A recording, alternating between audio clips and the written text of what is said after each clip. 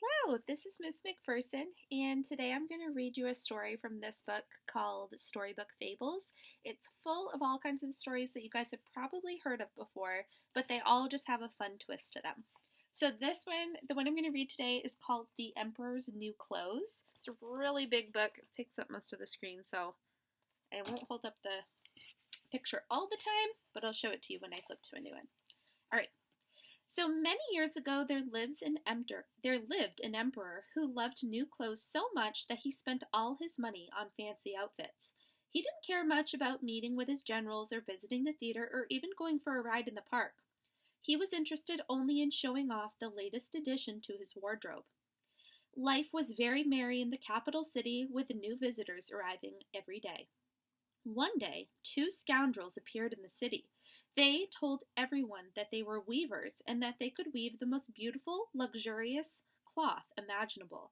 Not only were the colors rich and the patterns fabulous, they claimed, but the fabric also had the wonderful quality of remaining invisible to anyone who was unfit for his or her position or who was remarkably stupid. Now, this must be a splendid cloth indeed, the emperor thought. Why, if I were to wear a suit made out of that cloth, I would know who in my kingdom was unqualified for his job.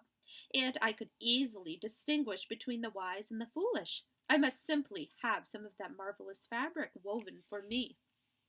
The emperor ordered that the two weavers be paid a large amount of gold right away, so that they would start work on his clothes without delay. Soon these so-called weavers set up a loom and pretended to be hard at work, but in reality they did nothing. Their loom was empty. They requested spools of the finest threads made from silk and gold, but these were put into their own knapsacks. Then they returned to the empty room, where they resumed their pretend work until late into the night. Everyone in town had heard of the wonderful fabric and its amazing qualities, and they were all eager to see just how wise or foolish their neighbors might be.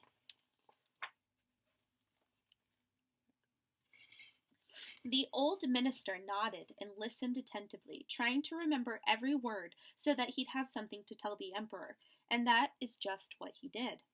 Soon the emperor sent another member of his court to see when the cloth would be ready. It was the same with this gentleman as it had been with the old minister. He looked carefully at the loom but could not see any fabric.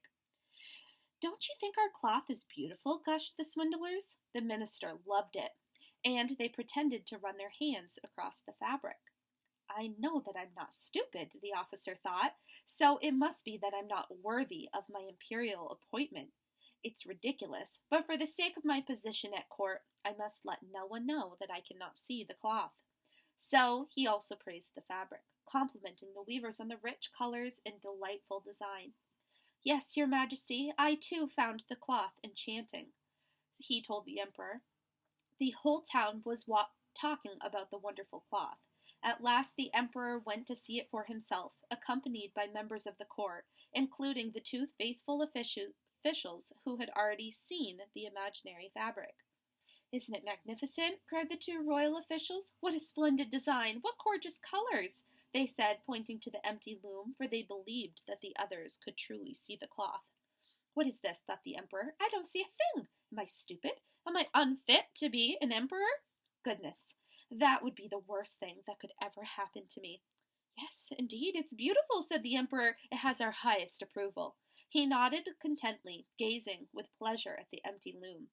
All those attending him now strained their eyes to see if they could see anything, but they saw no more than the others. Nevertheless, they all exclaimed, "It's beautiful," just as the emperor had, and suggested that his majesty should have a suit made of clothes of the magnificent material in time for the upcoming procession through the town. So here they are. It's kind of hard to see. All gazing at the empty loom. Nothing's actually there.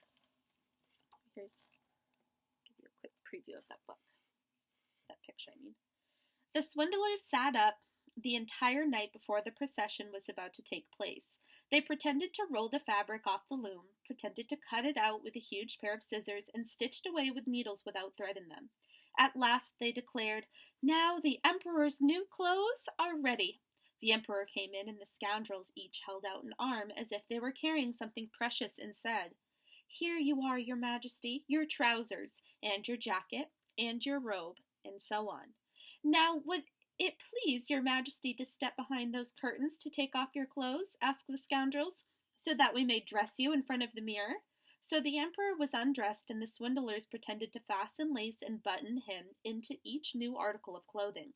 Meanwhile, the emperor turned his way in that in front of the mirror. "Oh, how wonderful your majesty looks in his new clothes, and how well they fit!" cried all the nobles. "What a pattern! What colors! These are indeed robes worthy of your majesty. The canopy that is to be carried over your majesty in the procession is waiting outside," announced the master of ceremonies. "Yes, I am quite ready," said the emperor. "Doesn't the new suit fit well?" And he turned once more to look at himself in the mirror so that everyone might see just how much he admired the wonderful garments. The chamberlains, who usually carried the end of the emperor's long robe, fumbled with their hands on the ground as if they were lifting the trailing hem. They pretended to carry it as the emperor began the procession, for they didn't dare let the people know that they could see nothing. And so the emperor marched, and everyone in the street who saw him, all those leaning out of the windows, exclaimed, "Look how marvelous the emperor's new clothes are! How well they fit him!" No one said that they could see nothing, for that would mean that they were unfit for office, or were simpletons. Suddenly, from the crowd, a small child said, "But the emperor has on no clothes." "Good heavens," someone said in hushed tones. "Did you hear what that child said? The emperor has on no clothes." It started as a whisper from one person to the next, but soon everyone was talking until finally the whole crowd exclaimed, "The emperor has on no clothes!" The emperor himself began to worry because he was afraid they might be right. But, he thought, the procession must go on, and so he walked even more stiffly than before, and the chamberlains followed behind, carrying the hem of a robe that wasn't there. So he doesn't have any clothes on.